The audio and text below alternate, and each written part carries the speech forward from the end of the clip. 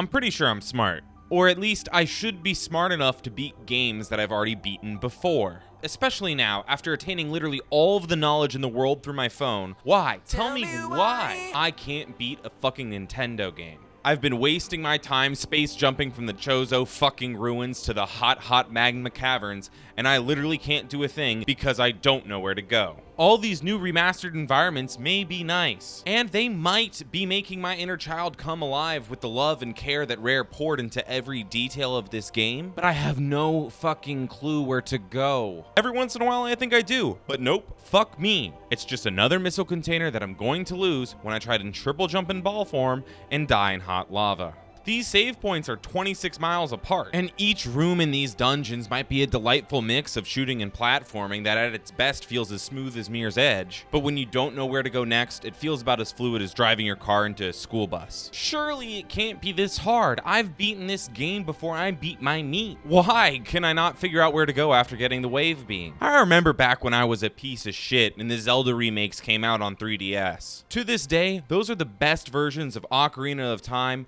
or Majora's Mask around, unless you're a whiny speedrunner, but then who really cares? But I remember playing those games, watching the trailers, and thinking, boy, anyone that needs a hint system in a Zelda game is a total fucking pussy. And if I could, I would go back in time and beat my arrogant ass. I was a piece of shit. I was like, wow, Nintendo's finally making their games handicap accessible. It's not like most of their games are already so easy that you can basically beat them with one hand. And now I'm here a dozen years later, defeated, broken by a game for the Nintendo Switch. I would never poop in a handicap stall again if I could get a goddamn hint. I literally can't get any lower than this. Because it's not just Metroid, it's Elden Ring, it's the Minish Cap on the Virtual Console. I've had to look up more shit now than I ever had before. So when playing Metroid, I refuse to go on the Metroid Wiki. I refuse to use an interactive map. We learned this lesson already in 2012 with the smart glass and the Wii U. How many times have you been watching an episode of South Park and thought,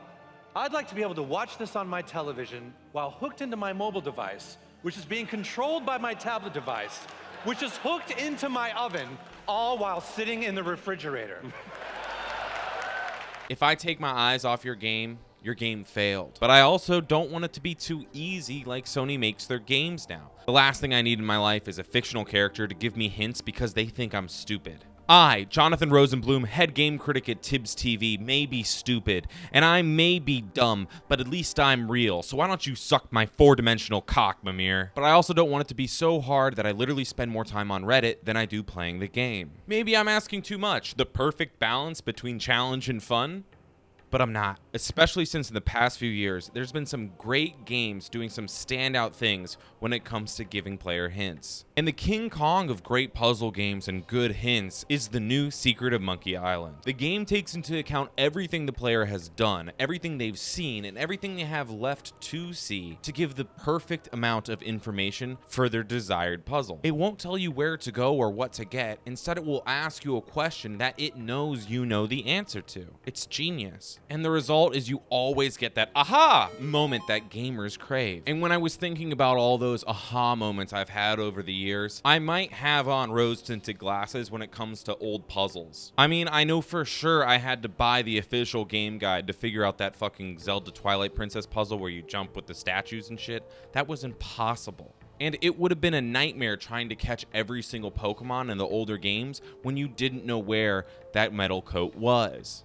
And I didn't just use game guides. I thought my friend was schizophrenic when he explained how to get the Reggies in Pokemon Ruby. But his brother found out using the game manual, who told him, who told me, who told my other friends. And I think I missed that oral history that we all shared when we were discussing on how to solve a puzzle and how good it would feel to tell someone a solution and also hear a solution from a close friend. It really gave those challenges a personal feel. And I think that's what I'm missing. That feeling of tapping into something more than the game. Especially when you compare it to these soulless fan sites that are out there now. I never felt bad going on Thoughtbot or Wowhead because there was a community charm to it, its own signature style. But I feel absolutely horrible every time I'm on a fandom wiki. They have no heart, they have no style, and they use clickbait tactics and SEO manipulation to kill other grassroots fan communities. I think the best route forward is bringing back official game guides. Tunic last year was a breath of fresh air because of how it incorporated a game guide / manual into the actual game. But I'm saying make it an EPUB or just a simple PDF. After all, we used to get some info in the form of game manuals, but now we get nothing because we really don't own anything. I mean, the last thing I have is my dignity, and I lose a chunk of it every time I resort to going on a fan wiki powered by FANDOM. Surely there has to be something better than that.